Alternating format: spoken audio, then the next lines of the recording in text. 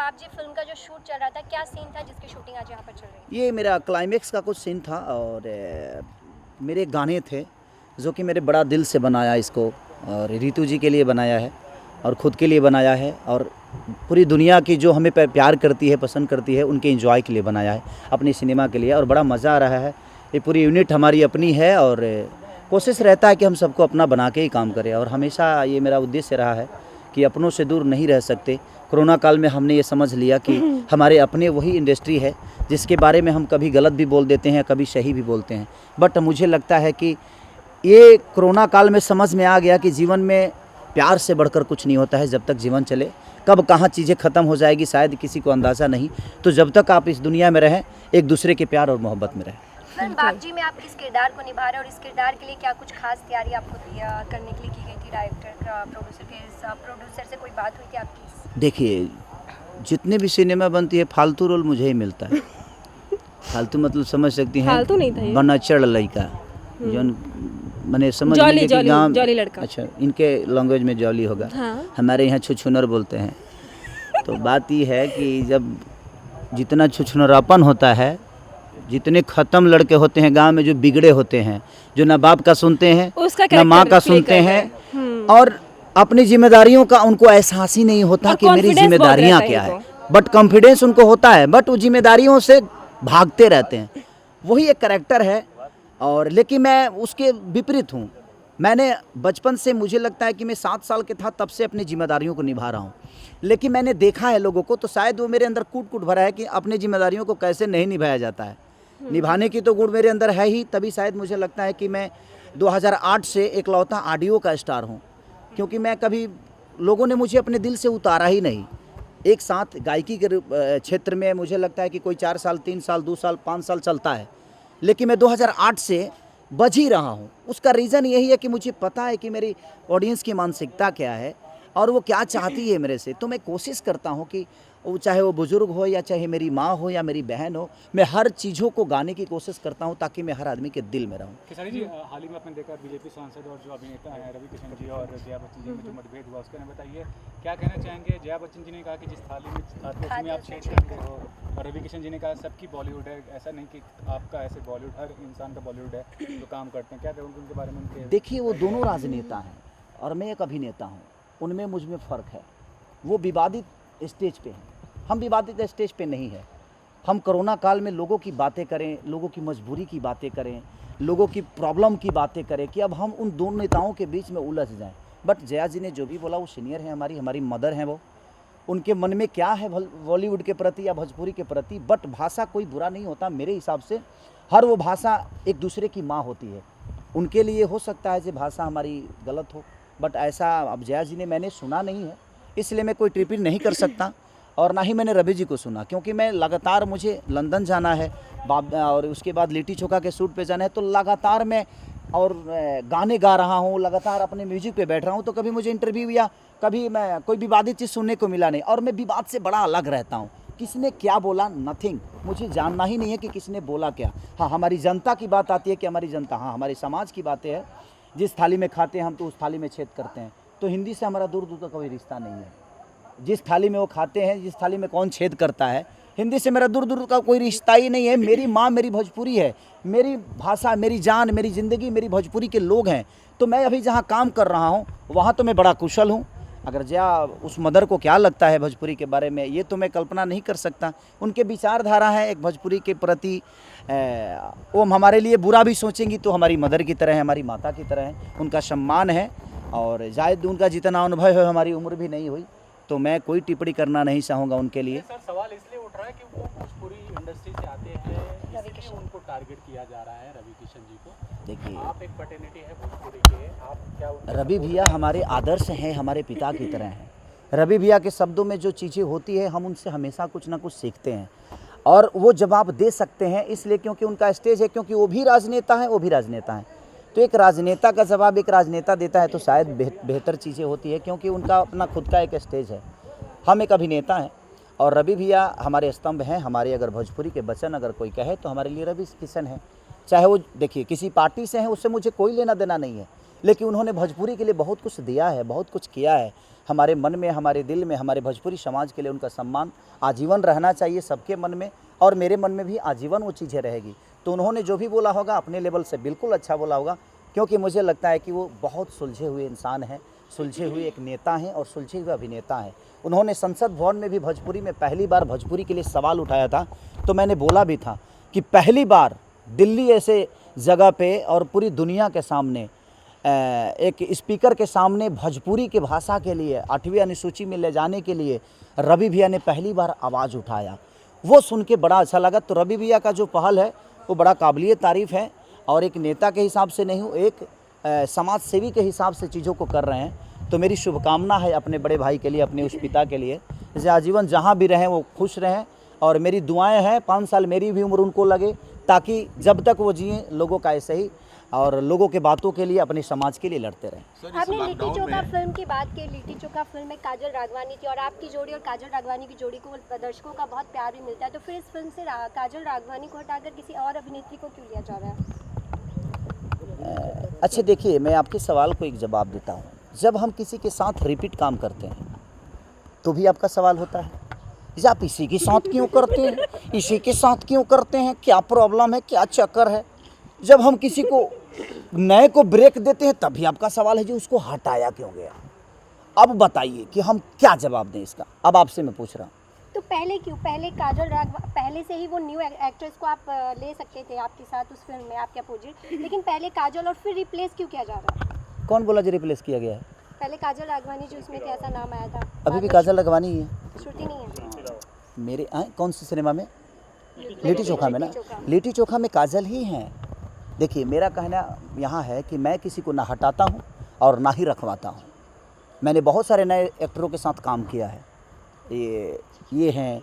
अभी मैंने मंटुआ के नानी किया, उसमें भी नई तीनों लड़कियाँ नई हैं।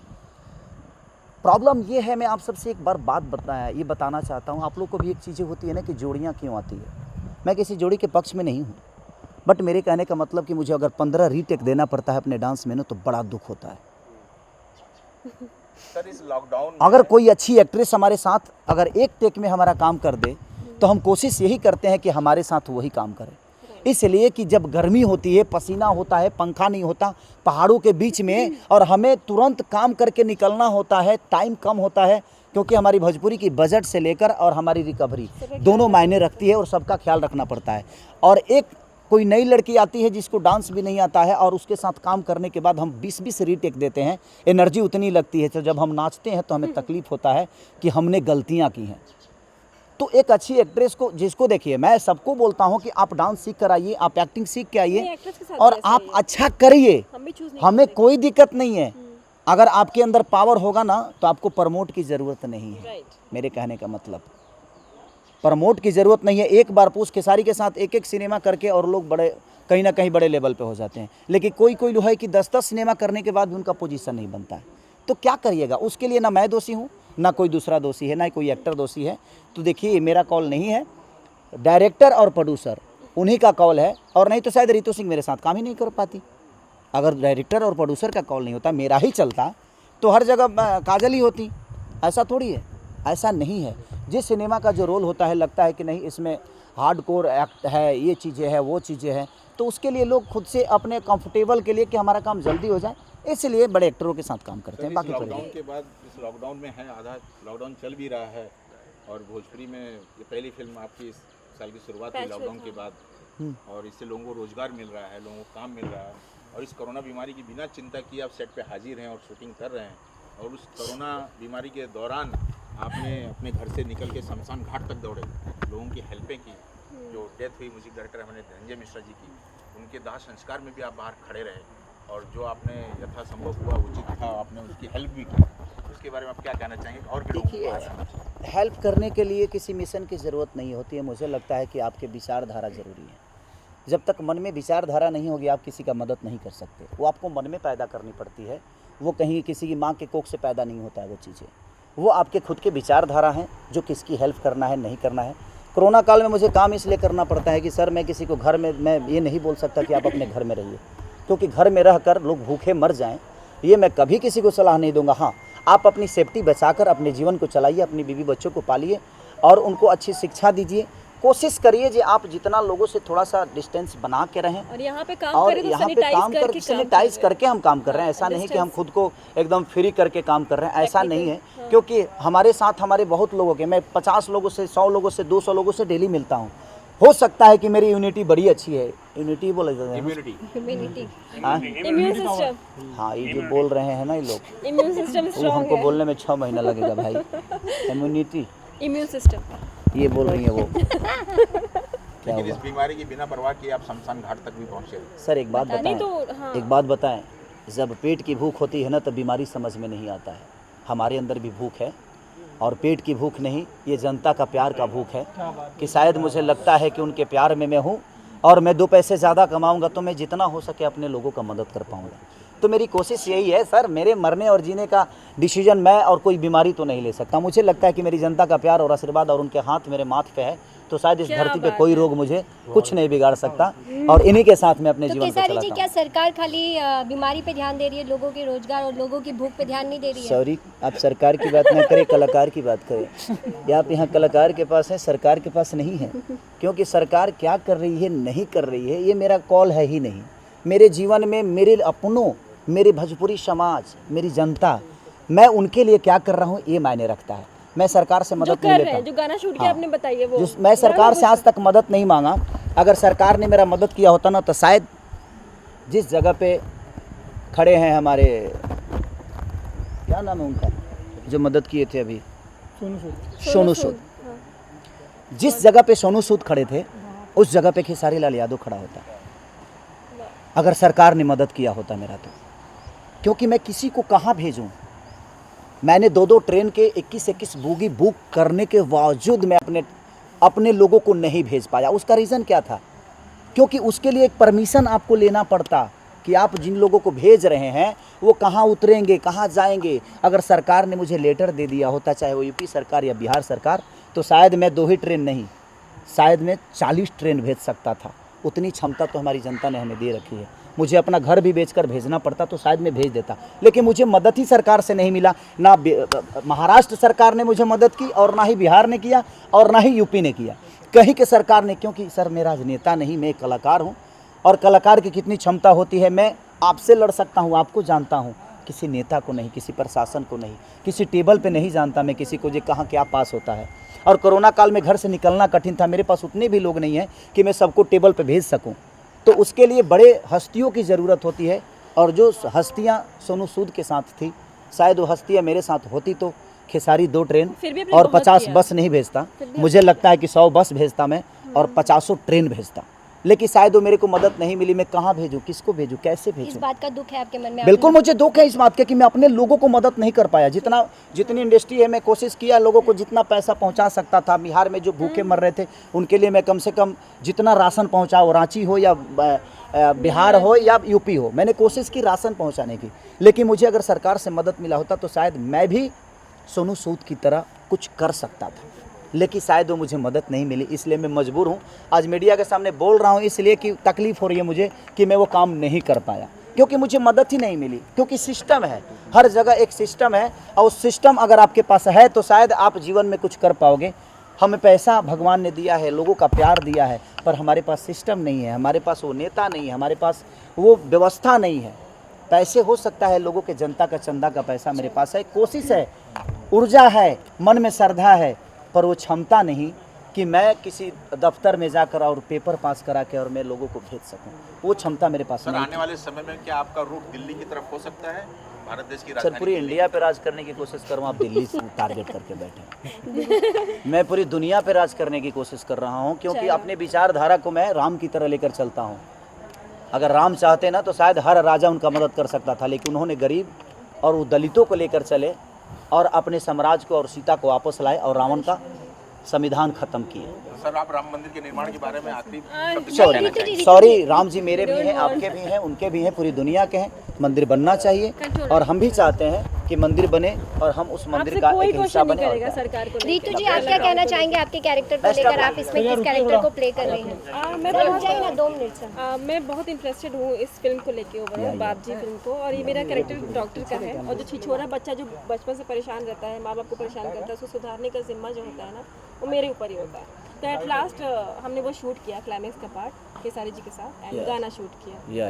या तो वो जो एक सुधरने का जो है, जो पिताजी की मृत्यु के बाद जो एक कमबैक होता है, एक सुधरने का जो मैसेज जा रहा है इस फिल्म से, तो वो ज़्यादा इम्पोर्टेंट रोल हमने प्ले किया। तो रीतू जी, कितना सुधार पाई आप छिछोरे बच्चे को, जैसे आपने बताया? हाँ, खून में प्रॉब्लम ना मेरे। नहीं एक्चुअली क्या है ना, जो बच्चे माँ बाप से जुड़े होते हैं या कुछ भी डिसीजन लेते हैं, उससे एक एक चीज़ बता के चलते हैं तो सेफ चलते हैं, और जहाँ ज़्यादा खतरा होता है वहाँ पे इत्तू सा होता है, बच जाते हैं और सेफ चलते हैं। तो वो शायद मेरा कैरेक्टर है, और बस मैंने मैं यही संस्कार को लेके आपने बहुत बोला। मैं बोलूँगा मैं जानता हूँ कि अगर आप खुद को बदलना नहीं चाहे तो इस धरती पे आपको कोई नहीं लेकिन बदल सकता। वो जब जो पॉइंट में बदले हो ना, उसे पिताजी तो चल बसे। नहीं तो मैं खुद को बदला ना, उसके बावजूद भी बिगड़ सकता था मैं। हाँ, पर ये था कि लेकिन इंसान प्यार में, इमोशन में यस, बदलने की यस, कोशिश यस। करता है। आप खुद को बदलिए, पूरी दुनिया Right, आपकी है, right. और विचारधारा को हमेशा राम की तरह लेकर चलिए, शायद पूरी दुनिया पे विजय हो। आप दोनों लोगों से क्वेश्चन है, आप लोगों ने डॉक्टर का कैरेक्टर इसमें प्ले किया है, और आज के टाइम पे कोरोना काल में, महामारी के बीच में जो डॉक्टर ने एक भगवान का रूप बन के उन्होंने काम किया है,